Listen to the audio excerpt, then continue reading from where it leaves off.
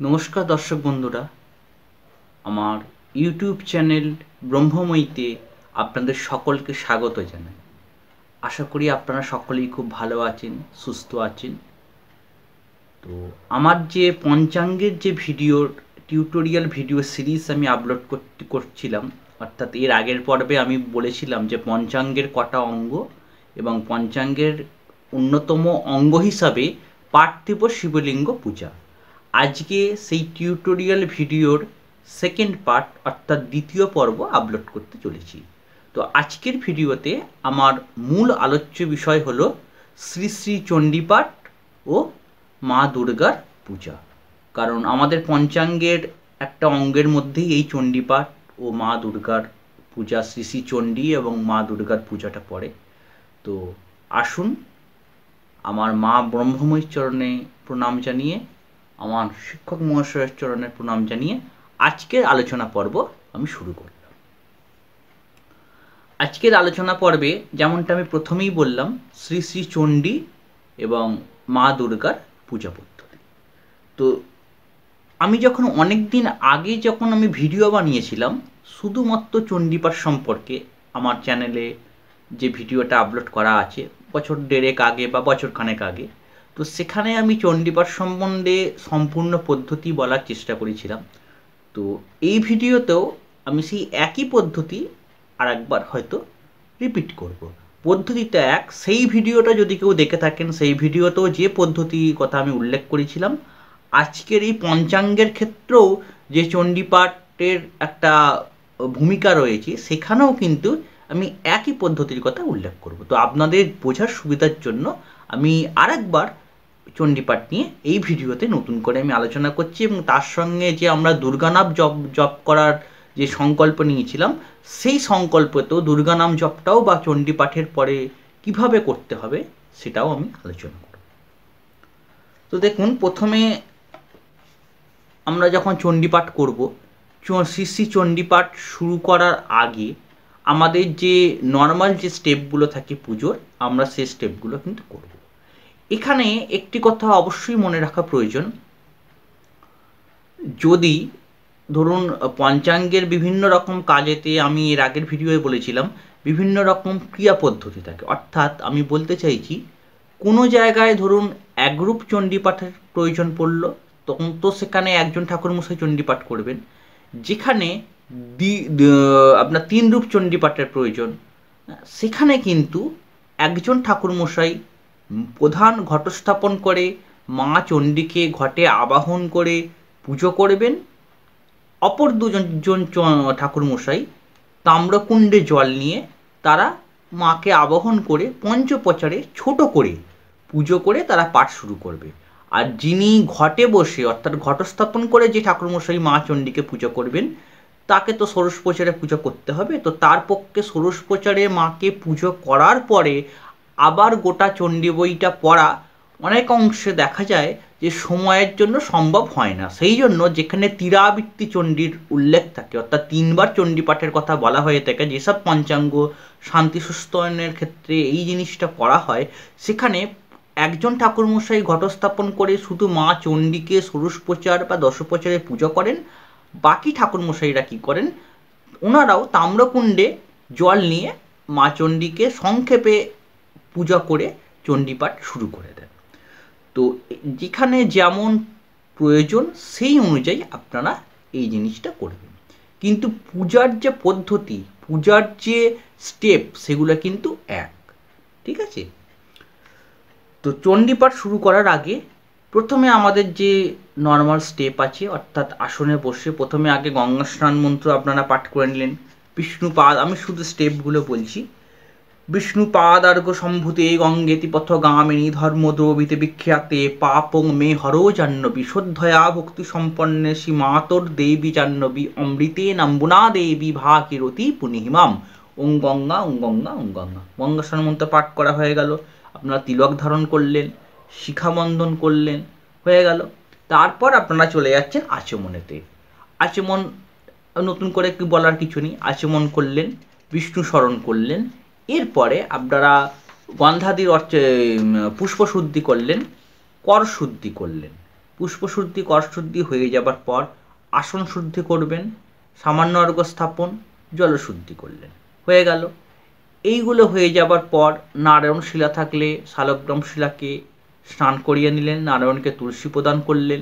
তুলসী প্রদান করার পর নারায়ণ শিলার উপর গন্ধপুষ্প দিয়ে গণপত্যাদি পঞ্চদেবতার পুজো আপনারা আগেও করে নিতে পারেন বা পরেও করতে পারেন। আমি ধরলাম যে নারায়ণকে আগে তুলসী দান করে দিলেন, তুলসী দান করার পর নারায়ণাদির অর্চনাটা করলেন।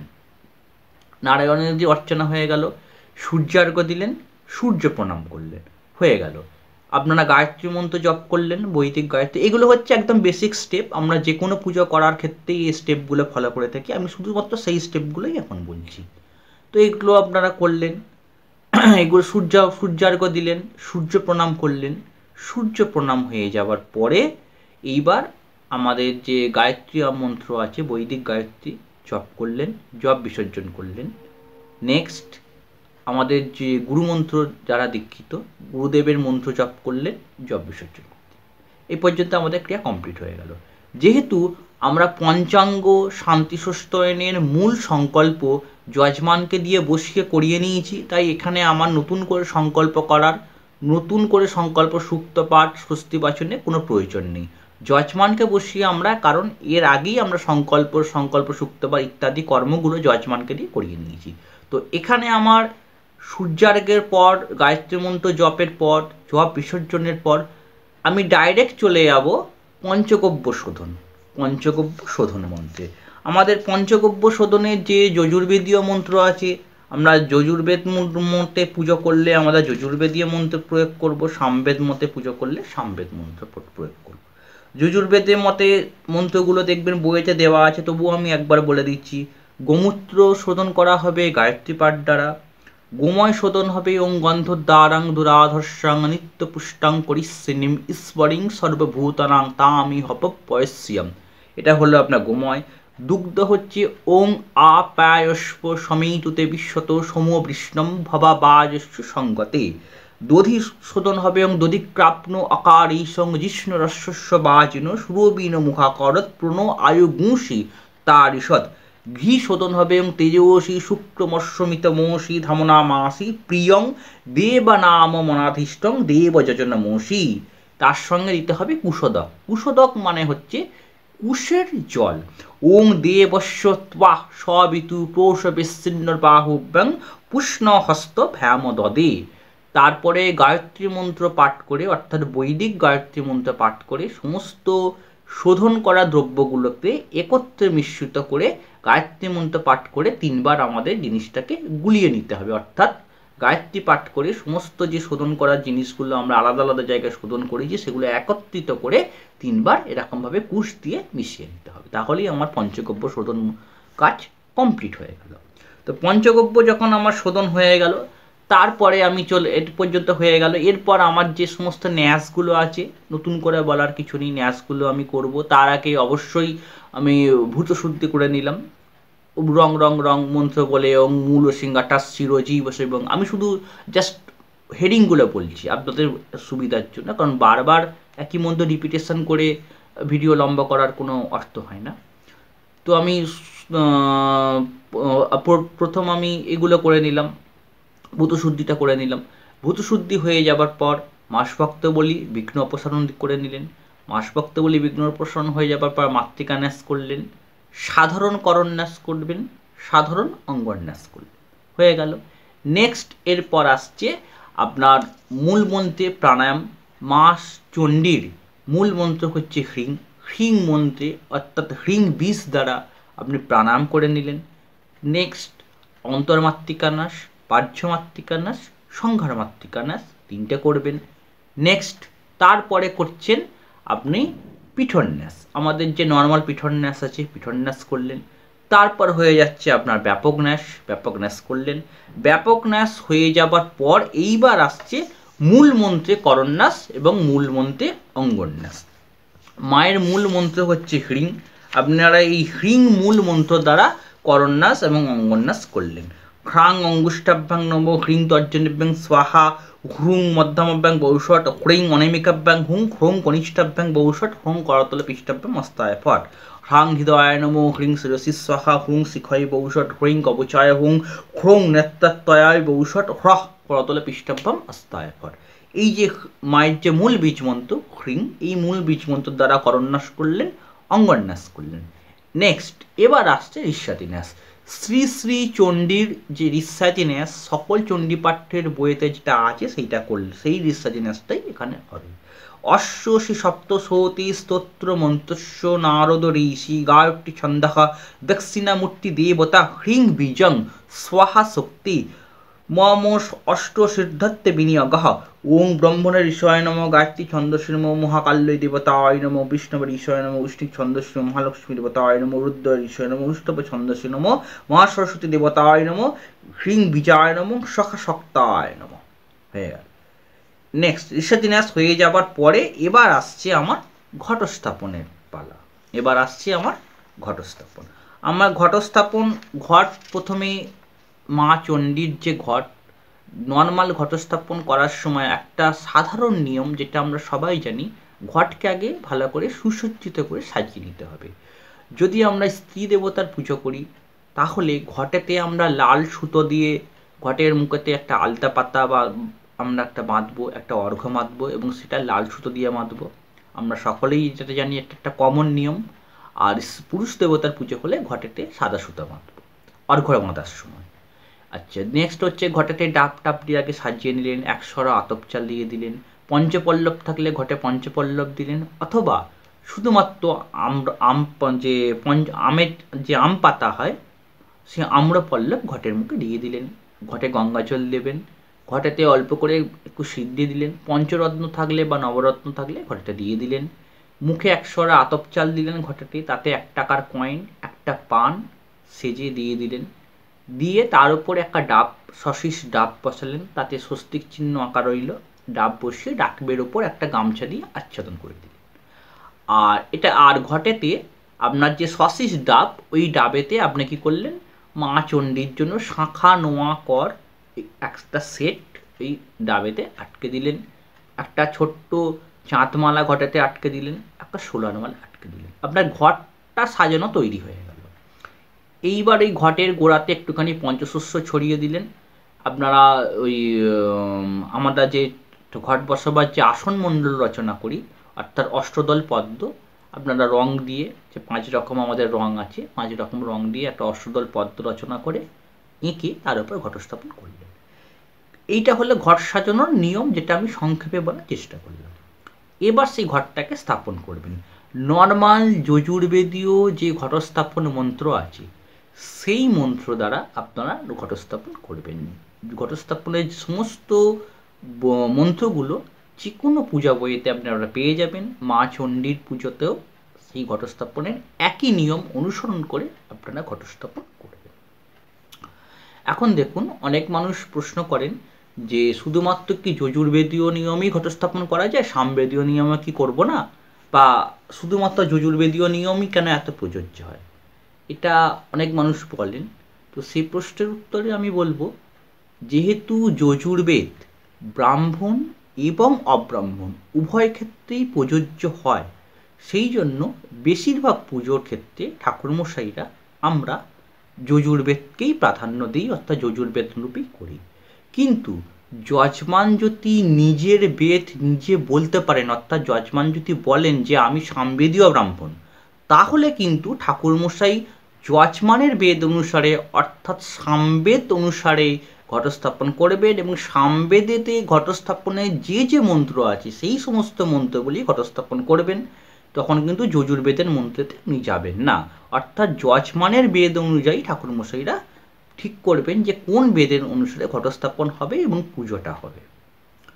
তো যজমান সামবেদ হলে সামবেদ মতে ঘটস্থাপন হবে, সামবেদ মতেই পুজোটা হবে।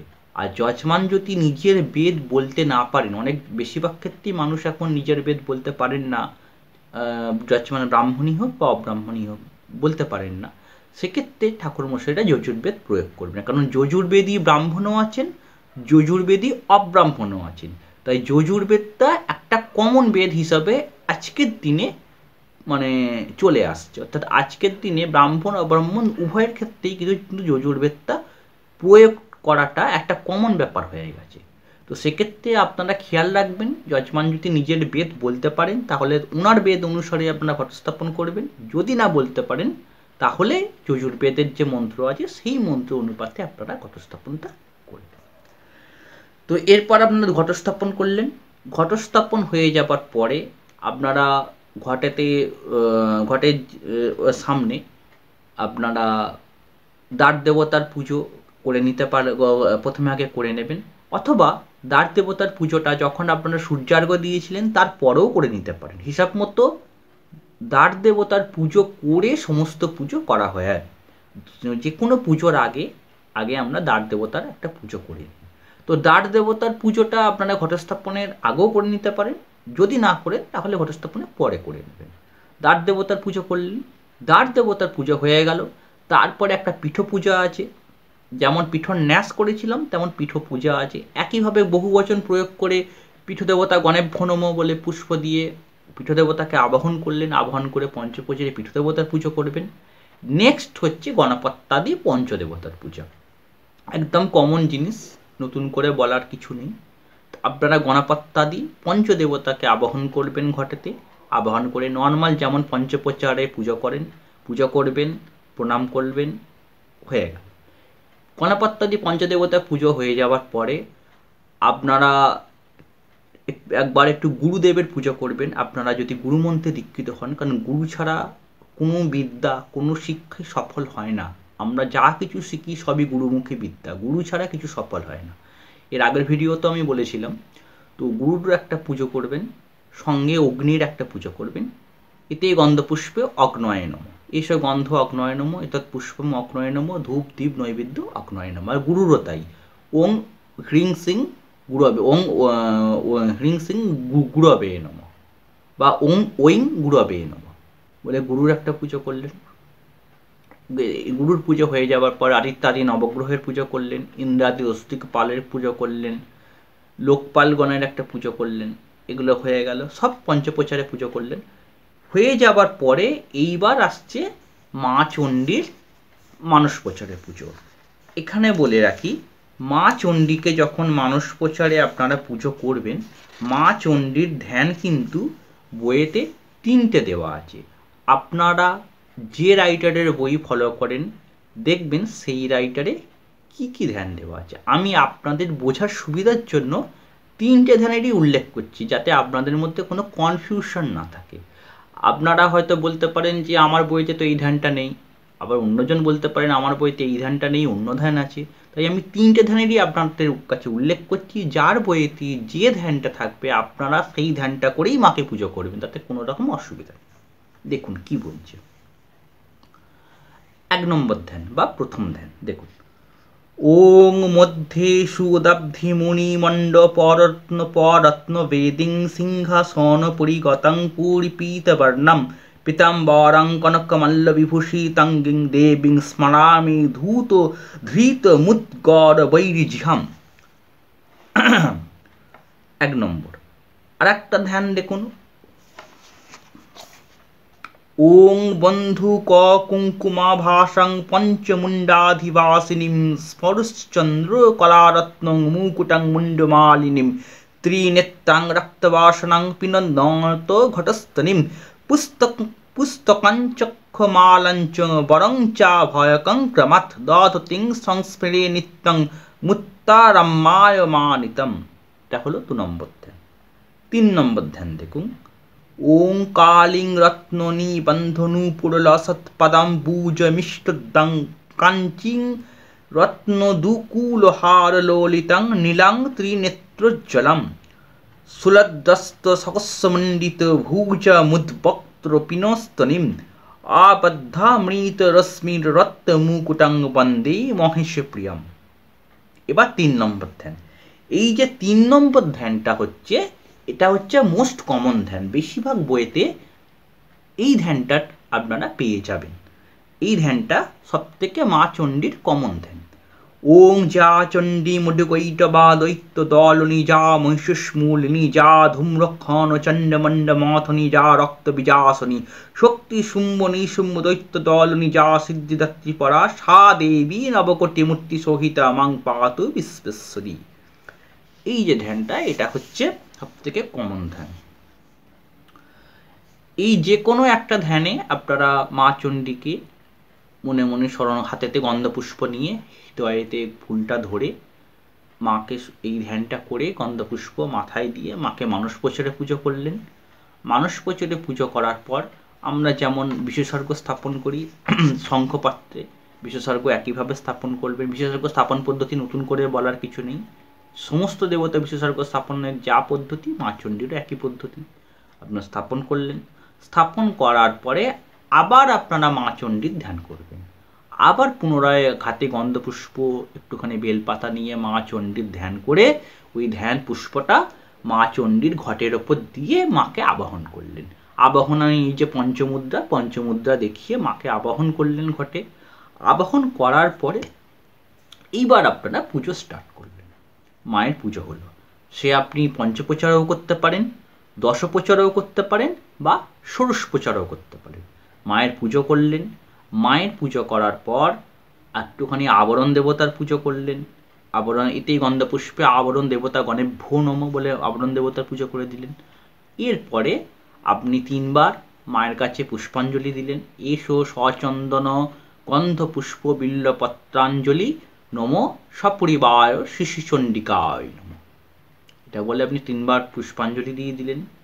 পুষ্পাঞ্জলি দেবার পর এবার মায়ের যে মূল বীজ মন্ত্র, এইটা আপনি 10 বার জপ করলেন। দেখুন, এই যে বলছি মায়ের মূল বীজ মন্ত্র জপ করতে, এই মায়ের মূল বীজ মন্ত্র কিন্তু 2 রকম আছে। একটা হচ্ছে, আমরা সবাই জানি মা দুর্গা, মা চণ্ডী, ইনাদের বীজ মন্ত্র হ্রিং। আপনি হ্রিং বীজ মন্ত্রও 10 বার জপ করে জপ বিসর্জন করতে পারেন। অথবা একটা নবার্ণ মন্ত্র আছে, চণ্ডী পাঠের যে কোনো বই খুলে দেখবেন নবার্ণ মন্ত্র বা 9 অক্ষর যুক্ত মন্ত্র। নবার্ণ কেন বলছেন, এই মন্ত্রটা 9 অক্ষর বিশিষ্ট, অর্থাৎ এই মন্ত্রে 9খানা অক্ষর আছে, তাই একে বলা হচ্ছে নবার্ণ মন্ত্র। এই নবার্ণ মন্ত্রটা কি? ওং ঐং হ্রিং ক্লিং খ্লাং হ্রিং ক্লিং নমঃ। ওং ঐং হ্রিং ক্লিং খ্লাং হ্রিং ক্লিং নমঃ। এই মন্ত্রটাও আপনি 10 বার জপ করতে পারেন। হয় মায়ের মূল বীজ মন্ত্র হ্রিং 10 বার জপ করুন, না হয় নবার্ণ মন্ত্র 10 বার জপ করুন, যেটা আপনার সুবিধা সেটা আপনারা করুন। করার পর হাতে একটু 1 গণ্ডূষ জল নিয়ে ওং গুজ্জাতে গুজ্জে গোপত্তিতং গৃহানস্মৎকিতং জপং সিদ্ধির মে ভবতু দেবী তৎপ্রসাদান সুরেশ্বরী। নর্মাল এই যে আমাদের জপ বিসর্জন মন্ত্র আছে, মাটিতে একটুখানি জল ফেলে দিন, একটুখানি ভূমিতে জল ফেলে দিলেন, হয়ে গেল জপ বিসর্জন। জপ বিসর্জন হয়ে যাবার পরে মাকে একবার প্রণাম করে নিলেন। মাকে প্রণাম করে নেবার পরে এইবার আসছে চণ্ডী পুস্তকের পূজা। নর্মালি চণ্ডী পুস্তক বা দেবী মাহাত্ম্য পুস্তক আমরা কি করি, একটা লাল সালুতে আমাদের বাঁধা থাকে, এবং আমাদের যে শ্রী চণ্ডী পাঠের যে স্ট্যান্ড থাকে, যেটাতে রেখে আমরা বই পড়ি, ওই স্ট্যান্ডের ওপর শ্রী দেবী মাহাত্ম্য পুস্তকটা রাখবেন, অর্থাৎ চণ্ডী পুস্তকখানি রাখবেন। রেখে চণ্ডী পুস্তককে পঞ্চ উপাচারে আগে পুজো করবেন। এসো গন্ধং, একটুখানি গন্ধপুষ্প নিয়ে এসো গন্ধং শ্রী শ্রী দেবী মাহাত্ম্য পুস্তকায় নমঃ বা শ্রী শ্রী চণ্ডী পুস্তকায় নমঃ এতৎ পুষ্পং দেবী মাহাত্ম্য পুস্তকায় নমঃ এসে প্রজ্বলিত ধূপং দেবী মাহাত্ম্য পুস্তকায় নমঃ ধূপেতে জলের ছিটে প্রজ্বলিত দীপং দেবী মাহাত্ম্য পুস্তকায় নমঃ এতৎ অক্ষত নৈবেদ্যং শ্রী দেবী মাহাত্ম্য পুস্তকায় নমঃ। একটুখানি আতপ চাল দিলেন, দিয়ে সমস্ত ওই আতপ চাল বা ফুল নিচেতে ফেলে দিলেন, অর্থাৎ যে তাম্রকুণ্ডে আপনি পুজো করছেন বা ঘটে পুজো করছেন, ঘটের গোড়াতে হোক বা ঘটেতে হোক, ওই ফুল টুলগুলো দিয়ে দিলেন। দিয়ে এবার আপনি মা চণ্ডীর অর্থাৎ শ্রী শ্রী চণ্ডীপাঠ শুরু করবেন। দেখুন, শ্রী শ্রী চণ্ডীপাঠ যখন আপনারা শুরু করছেন তখন অবশ্যই আমাদের যে চ্যাপ্টারগুলো পরপর যেমন চণ্ডী বইতে লেখা আছে সেই চ্যাপ্টারগুলো পরপর পড়বেন। প্রথমে যেমন আমাদের দেবী সুক্তম আছে, দেবী সুক্তম পড়লেন, দেবী সুক্তমের পর অর্গস্তোত্র আছে, আপনি অর্গস্তোত্র পড়বেন। অর্গস্তোত্রের পর আপনার চলে যাচ্ছে কিলকস্তব, কিলকস্তব পড়বেন। দেবী কবচ আছে, দেবী কবচ পড়বেন। দেবী কবচ করার পরে তারপরে চলে যাচ্ছে আপনার প্রথম অধ্যায়। মাঝখানে একটা রাত্রি সুক্ত বলে একটা চ্যাপ্টার আছে শ্রী শ্রী চণ্ডী পুস্তকে। রাত্রি সুক্তটা যখন আমরা রাত্রিবেলা চণ্ডীপাঠ করি তখন আমরা রাত্রি সুক্তটা পাঠ করে তারপর চণ্ডীপাঠ শুরু করি। কিন্তু যখন দিনের বেলায় আপনারা শ্রী শ্রী চণ্ডীপাঠ করছেন তখন রাত্রি সুক্তটা পড়ার কোনো দরকার নেই। আগের চ্যাপ্টারগুলো পড়ে যেগুলোর কথা আমি উল্লেখ করলাম সেইগুলো করে তারপরে একদম ডাইরেক্ট আপনি প্রথম চ্যাপ্টারে চলে যাচ্ছেন, অর্থাৎ প্রথম অধ্যায় মধুকৈটপবধ। এখান থেকে আপনার পড়া শুরু হলো প্রথম চরিত্র প্রথম অধ্যায়। নর্মালি যেমন বইতে লেখা আছে সেই রকমভাবে পড়বেন। ঋষি ছন্দ্র উল্লেখ করে চণ্ডীপাঠ শুরু করবেন যেমন বইতে লেখা আছে, ঠিক আছে? এরকমভাবে আপনারা চণ্ডীপাঠ শুরু করবেন। এবার যদি আপনাদের দ্বিরাবৃত্তি বা তীরাবৃত্তি যদি সংকল্পে হয়ে থাকে তাহলে 3 বার করতে হবে। আমি আগেই বলেছি ভিডিও শুরু করার প্রথম দিকে, একজন ঠাকুরমশাই যিনি ঘটে বসে মা চণ্ডীকে আবাহন করে পুজো করবেন, তার পক্ষে ষোড়শ প্রচারে পুজো করে বা দশপ্রচারে পুজো করে আবার পুরো বইটা পড়া অনেক ক্ষেত্রে সম্ভব হয় না। তো সেক্ষেত্রে তিনি শুধু পুজো করবেন এবং যতটা সম্ভব তিনি পড়বেন। আরও যে 2 জন ঠাকুরমশাই থাকবেন ওনারা সংক্ষেপে পুজো করবেন কিন্তু গোটা বইটা সম্পূর্ণরূপে পড়ার চেষ্টা করবেন। এটা কোথায় করূপ পড়া হবে তার উপরে নিজেদের মধ্যে কাজটা আন্ডারস্ট্যান্ডিং করে ভাগ করে আমরা ঠাকুরমশাইটা করি।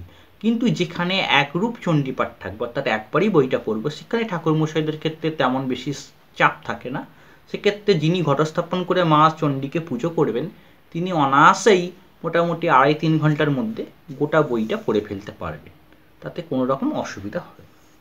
তো এইভাবে আপনারা গোটা বইটা শ্রী শ্রী চণ্ডী পাঠ করবেন, একদম ত্রয়োদশ অধ্যায় পর্যন্ত পড়বেন। ত্রয়োদশ অধ্যায়েতে দেখবেন শেষে একটা চ্যাপ্টার আছে, একদম শেষে ত্রয়োদশ অধ্যায়েতে আপনার শ্লোক নাম্বার হচ্ছে সূর্যা জন্ম 29, সূর্যা জন্ম সমাসাদ্য সাবর্ণী ভবিতা মনু। এই যে শ্লোকটা 29 নম্বর শ্লোকটা, এই 29 নম্বর শ্লোকটা আপনারা 2 বার পাঠ করবেন। শেষের শ্লোকটা বলা হয় যে আমাদেরকে 2 বার পাঠ করতে হয়। এই শেষের শ্লোকটা শ্রী শ্রী চণ্ডীর আপনারা 2 বার পাঠ করবেন। 2 বার পাঠ করার পরে আপনারা নর্মাল ক্ষমা প্রার্থনা করলেন। প্রত্যেক বইয়েতে ক্ষমা প্রার্থনা লেখা আছে, ক্ষমা প্রার্থনা করলেন, ক্ষমা প্রার্থনা হয়ে গেল। এরপরে আপনার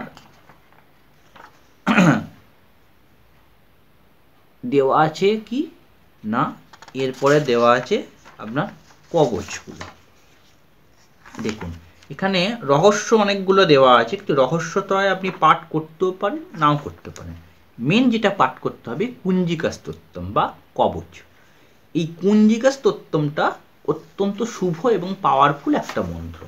কুঞ্জিকা স্তোত্রম আপনারা চণ্ডীপাঠের শেষে এই কুঞ্জিকা স্তোত্রমটা অবশ্যই পাঠ করবেন। বলা হয়ে থাকে যে শ্রী শ্রী চণ্ডীপাঠ করার সময় আমরা যে সমস্ত ভুলভ্রান্তি হয়ে থাকে বা যদি আমাদের কোনো ভুল উচ্চারণ হয়ে থাকে বা কোনো ন্যাস করতে যদি আমরা ভুলে যাই বা আমাদের ভুল হয়, তো এই কুঞ্জিকা স্তোত্র পাঠে সেই সমস্ত ভুলের ক্ষমা প্রার্থনাও একদিকে হয়ে যায়, অপরদিকে চণ্ডীপাঠের সম্পূর্ণ ফললাভ হয় এবং তার সাথে দুর্গাপুজো করার যে ফল একটা মানুষ প্রাপ্ত হন শুধুমাত্র কুঞ্জিকা স্তোত্র পাঠ করলে সেই একই ফল যে কোনো মানুষ অনায়াসে লাভ করতে পারেন। তাই কুঞ্জিকা স্তোত্র একটা অত্যন্ত পাওয়ারফুল স্তোত্র। আপনারা চেষ্টা করবেন শ্রী শ্রী চণ্ডীপাঠের শেষে কুঞ্জিকা স্তোত্রটা অবশ্যই পড়ে দিতে। তো এইভাবে আপনারা চণ্ডীপাঠ শেষ করবেন। চণ্ডীপাঠ শেষ করার পরে নেক্সট চলে যাচ্ছে মা দুর্গার পুজো। কারণ আমরা বলেছিলাম পঞ্চাঙ্গের আমাদের 5টা অঙ্গ। প্রথম অঙ্গ হচ্ছে, একটা অঙ্গ হলো আপনার শিব পূজা, একটা অঙ্গ হলো শিব পূজা, 8টা শিব বা 4টে শিবলিঙ্গ গড়ে শিব পূজা। দ্বিতীয় অঙ্গ হয়ে যাচ্ছে আমার শ্রী শ্রী চণ্ডী পাঠ।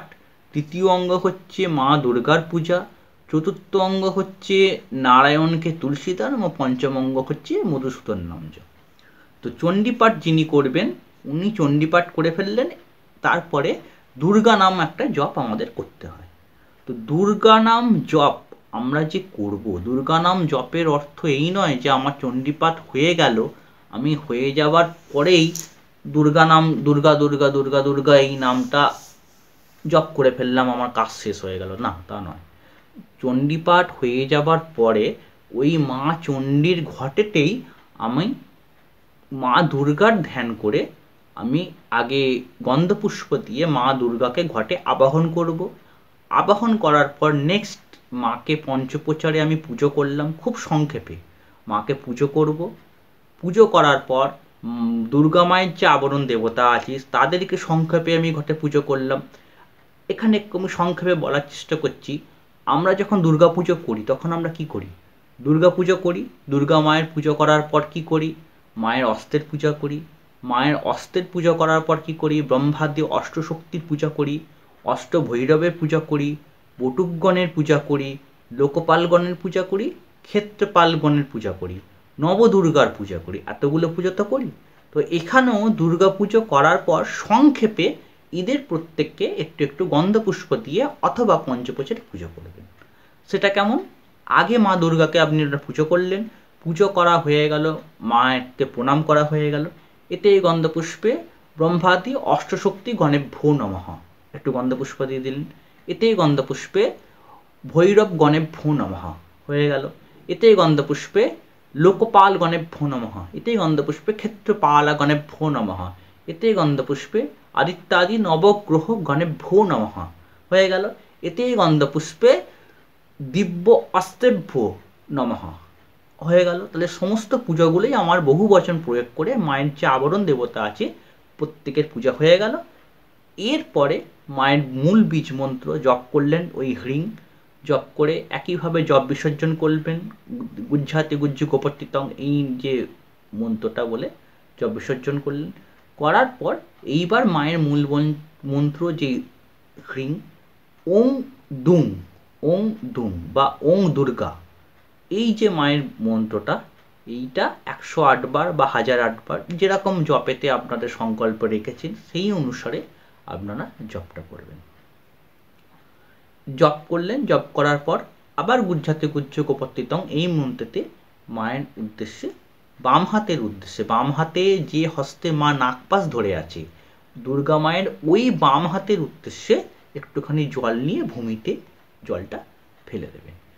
এইভাবে আপনারা দুর্গা নাম জপ করতে পারেন। দুর্গা নাম জপ হয়ে গেল, হয়ে যাবার পরে এবার আপনারা কি করলেন, সমস্ত পুজো আপনার কমপ্লিট হয়ে গেল। তারপর আপনাকে দেখতে হবে যে পুরো পঞ্চাঙ্গ শান্তি সুস্থেন যে কর্মটা সেটা তখনও শেষ হয়েছে না হয়নি। অর্থাৎ আমি বলতে চাইছি, ধরুন পঞ্চাঙ্গ শান্তি সুস্থেন তো হচ্ছে, একজন ঠাকুরমশাই শিব পূজা করছেন, একজন ঠাকুরমশাই নারায়ণকে তুলসী দান করছেন এবং উনি কী করছেন তার সঙ্গে সঙ্গে মধুসূদনের নাম জপ করছেন। আরেকজন ঠাকুরমশাই ধরে নিলাম উনি কী করছেন, শ্রী শ্রী ঘটস্থাপন করে শ্রী শ্রী চণ্ডীর পূজা করছেন এবং মা দুর্গার নাম জপ করছেন। আমি ধরে নিলাম 3 জন ঠাকুরমশাইতেই কাজটা করছেন। তো আপনার কাজ শেষ হয়ে গেল বলে বাকি ঠাকুরমশাইদেরও কাজ শেষ হয়ে গেল সেটা নাও হতে পারে। এবং সমস্ত পুজোর শেষে অবশ্যই হোম হবে, শেষ হোম হওয়ারও বাকি আছে। তাই এই পর্যন্ত দুর্গা নাম জপ করার শেষে আপনার জপ সমর্পণ হয়ে গেল। তারপরে আপনি নারায়ণের আগে একটু ক্ষমা প্রার্থনা করে নিলেন, ক্ষমা প্রার্থনা করে নেবার পরে 1 টাকার একটা কয়েন দিয়ে হোক বা একটি হরিতকি ফল দিয়ে হোক আপনি দক্ষিণান্ত করে নিলেন, বৈগুণ্য সমাধান করলেন।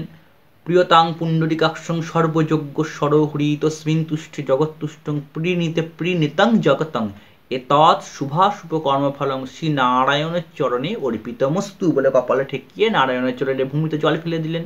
হাত জোর করে ওং অজ্ঞানাৎ যদি বা মোহাৎ প্রচ্যবেতা ধরৈষু যৎ শরণাদেব তৎবিষ্ণু ইতি স্যাদিতি শ্রুতি ওং যতসাঙ্গং কৃতং কর্মং জানতা বাপ্য জানতা সাঙ্গং ভবতু তৎসর্বং হরে নামানু কীর্তনাথ।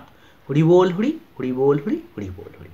নমো ব্রহ্মণ্য দেবায় গো ব্রাহ্মণ্য হিতায় চ জগৎহিতায় শ্রীকৃষ্ণায় গোবিন্দায় নমো নমঃ। এই মন্ত্র বললে আপনি বৈগুণ্য সমাধান করলেন। কর্মের শেষে অবশ্যই একটু আচমন করতে ভুলবেন না।